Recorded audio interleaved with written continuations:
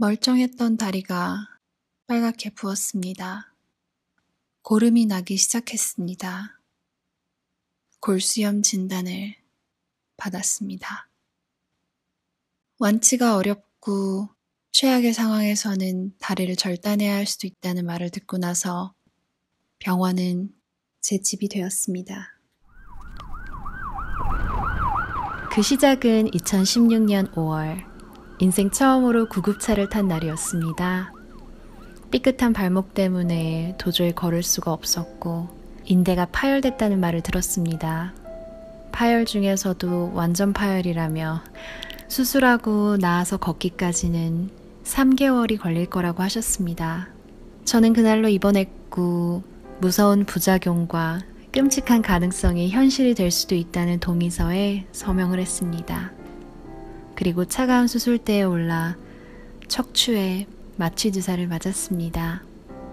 온몸이 뜨겁게 저려오는 불안감에 저는 잠이 들었고 어느새 수술은 끝나 있었습니다. 아, 좀 쉬어가라는 뜻이구나. 너무 바쁘게 살지 말라는 거구나.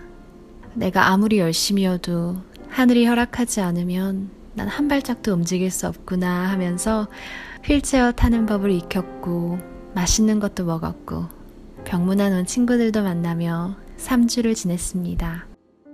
그런데 퇴원 후 얼마 지나지 않아 다시 아파왔습니다. 참을 수 없는 통증과 고열에 급히 찾아간 병원에서는 수술 부위에 염증이 생겼다고 했습니다. 저는 다시 입원해 수술실에 들어갔고 다리에 관을 박아 염증을 며칠 동안 꺼냈습니다. 이러다 얼마 남지 않은 결혼식에 휠체어를 타고 입장하는 건 아닌가 하며 또 다른 3주를 병원에서 살았지만 그 와중에 EBS 강의가 생겨 한쪽 다리로 생방송도 해내고 병실에서는 재방되는 텔레비전 속 제 모습을 다른 환자분들과 같이 보기도 했습니다. 휠체어를 타고 다니다 보니 우리의 도로가 얼마나 울퉁불퉁한지, 횡단보도의 파란불은 얼마나 빨리 바뀌는지, 건물의 문턱은 얼마나 많은지 체감했습니다. 휠체어 바깥 세상은 꽤나 불친절했고 휠체어 위의 삶은 꽤나 불편했습니다. 하지만 불편하다고 해서 불행한 것은 아닙니다. 전 여전히 행복했습니다. 무엇보다 감사했습니다. 그래서 그것을 기록했습니다. Hello Pips, it's already day 6 of being hospitalized. You guys asked me how I was doing on Instagram and Facebook, so thank you. And the answer is, I'm doing super well. It does suck that I am injured and hospitalized. I cannot walk at all. I am always in a wheelchair or on crutches, which is very inconvenient, but inconvenient doesn't mean unhappy. I'm as happy and as grateful as I always have been, and some of the nurses here told me that I looked like someone who got no worries and who got no problem. And yeah, right, I have no worries and I got no problem. What's the problem? Being in the hospital, I was able to reflect on my life a little bit, and I counted my blessings and I wrote down what I was very thankful for, and I'm about to share some of the things that I'm very grateful for with you guys. Number 1, health is something we tend to take for granted, and I'm very thankful that I'm not going to take it for granted anymore. I'm very thankful for the fact that the rest of my body and my soul are 100% healthy, and it's such a blessing if you have healthy limbs. It's something we should appreciate each and every day. Number 2, I'm very thankful that there are people who are praying for me, and I'm very thankful that the surgery went well as we prayed, and I'm thankful that I'm healing. Number 3, I'm very thankful for my family because they've been always here for me. They're always nice, always sacrificial.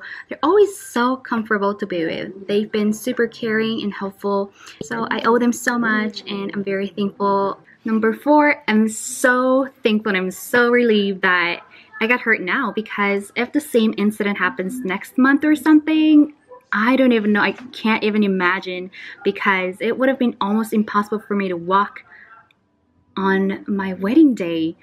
The doctor says it would take 3 months to heal. Phew, so I think I have just enough time to heal and recover. Number 5, I'm thankful that I'm kind of forced to rest and spend time with my family here because I was kind of nervous that I wouldn't get to spend enough time with my family before marriage, but here I am in the hospital seeing my family all day long. I've been extremely busy for about 5 months, working really hard. So I'm kind of glad that I can rest with my family, but I still work a little bit, as you can see, because my hands, my tongue, my brain function perfectly, which is another thing that I'm thankful for. And I never consider work because I do what I love to do. So, I mean, that's just another thing to be thankful for. Number 6, I'm very thankful that I've learned that no matter how hard I try and no matter how perfectly I plan things, God can stop everything and I can do nothing on my own. It's a very important lesson for me, and this incident is being a very great reminder. Number 7, I was craving salmon and I got to have some salmon today. How awesome is that? I'm very thankful. I'm not thankful because everything is good. My ankle still does hurt and it's pretty painful to see your family worry about you, and I'm honestly sick of getting an IV, getting a shot, and taking medicine day and night. But you know what? You can't change the things that happen to you, but you can change how you react to the things that happen to you. So I decided to react positively. Don't expect someone else to brighten up your day. Do it yourself. So I challenge you to be thankful when you think you can't be thankful for anything, because I know for a fact that there is always something that you can be thankful for as long as you look for it.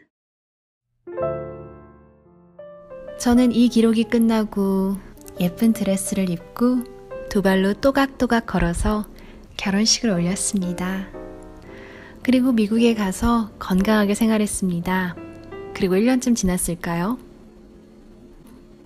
멀쩡했던 다리가 빨갛게 부었습니다. 수술 부위였습니다. 고름이 나기 시작했습니다. 4개월간 멈추지 않았습니다.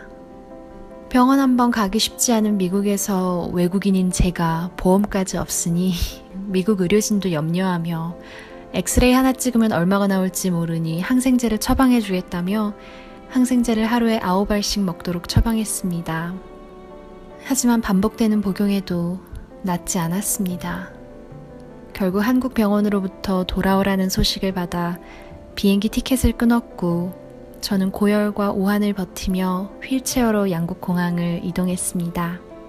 한국에 도착하자마자 입원했고 다음날 아침 저는 또 차가운 수술대 위에 올라와 있었습니다. 그리고 다시 척추를 댔습니다. 깨어나니 의사선생님께서는 수술이 잘 되었다고 하시더군요. 그런데 병원 생활이 끝날 즈음 그 자리에 염증이 또다시 생겼습니다. 도저히 믿을 수가 없어 대형 병원을 돌아다니다 3분의 의사선생님으로부터 골수염이라는 진단을 받았습니다. 염증이 뼈에까지 번진 것 같아 치료가 쉽지 않다고, 완치가 어렵기 때문에 평생 지병처럼 앓는 사람이 많다고, 최악의 경우에는 부위를 절단해야 할지도 모른다고 하는데 믿기지도 슬프지도 않았습니다. 다만 소화기 너머로 눈물을 흘리는 남편에게 미안했고, 좀 더 일찍, 좀 더 값싸게 치료할 수 있었다면 이렇게까지 되진 않았을 텐데 하는 생각에 내가 말로만 듣던 미국 의료 시스템의 피해자가 된 건가 하는 억울한 마음도 들었습니다. 하지만 잘 치료해보겠다며 웃으며 매일 항생제 주사를 맞았습니다. 그것도 밤낮으로요. 하지만 부지런히 치료를 받을수록 혈관은 나만할 데 없이 터지고 양팔과 손등은 멍으로 번져갔습니다. 약은 너무 많이 먹다 보니 내가 약을 방금 먹었나? 아니면 아까 먹은 걸 기억하는 건가? 헷갈리기 시작했습니다. 어머니께선 제 약봉지에 날짜를 쓰기 시작하셨고 저는 그 약을 날짜대로 열심히 복용했지만 진전이 없어서 다시 병원에 입원했습니다. 그리고 6주간의 골수염 집중치료를 했어요. 하루 3번 정해진 시간에 항생제를 대량으로 혈관에 투입했습니다. 특별히 1인실을 주신 덕분에 그동안 듣지 못한 음악도 틀어놓고 듣고 손님도 맞이하고 때때로 책도 읽었습니다. 그리고 기도했습니다. 빨리 낫게 해달라는 기도가 아닌 낫게 하시고자 한다면 낫게 해달라는 기도, 낫게 하시고자 하는 때에 낫게 해달라는 기도를요. 전 사실 가만히 있으면 밤 나오지, 청소해주지, 병원이 집보다 낫다며 즐겼습니다. 그리고 피검사를 이렇게 많이 하는 환자는 처음 봤다는 소리를 듣던 날 검사 결과가 좋다며 퇴원해도 좋겠다는 소식을 들었습니다. 저는 퇴원 후에도 복용할 약을 한 봉지 가득 받았지만 제 눈에는 약의 부작용이 적혀있는 종이가 더 들어왔습니다. 솔직히는 무서웠습니다. 하지만 인생의 모든 것에는 양면성이 있는 게 아니겠어요? 결국 그 양면 중 더 큰 면, 더 매력적인 면을 선택하면서 살아가는 게 우리들의 삶인 것 같아요. 저는 약의 부작용보다 효능을 믿고 매일 복용했습니다. 통원 치료도 꾸준히 받았고요. 2017년 12월이 되기 전 의사 선생님으로부터 완해되었습니다 라는 말씀을 들었습니다. 그리고 미국으로 돌아왔습니다. 새삼 제가 미국에서 네로라 하는 병원과 의료진에 둘러싸인 동네에 살고 있음이 아이러니하게 느껴졌어요. 병원을 참 멀리도 다녀왔죠. 지금은 깨끗이 나은 제 다리. 언제 또 재발할지 모른다는 불안함이 없진 않지만 감사한 마음으로 이제와 2016년부터 그동안 병원에서 찍었던 브이로그를 보았습니다. 근데 여러분께 괜한 걱정을 시킬 것 같더라고요. 지금은 통증도 사라졌고 아픔도 다 잊었는데 사이사이 죽어가는 목소리로 촬영했던 게 이제는 아무 상관이 없는 일이 되었으니까요. 그래서 다 지울까 하다가 오히려 지금은 통증도 사라졌고 아픔도 잊었기에 더 의미 있는 기록이 될 수도 있겠다 싶었습니다. 그렇게 아팠던 날들이 잊혀졌다는 뜻이니까요. 생각도 나지 않을 만큼, 기억도 나지 않을 만큼 희미해져 가요. 여러분도 지독히 힘들고 어두운 시간을 보내고 계시다면 기억해 주세요. 그 와중에도 감사할 거리는 찾는 사람에겐 보인다는 걸. 약의 부작용보단 효능을 믿듯이 절망보단 희망을 믿으며 버티다 보면 다 아물 거라는 걸. 그 또한 지나갈 거라는 걸. 놀라울 만큼 잊혀질 거라는 걸요.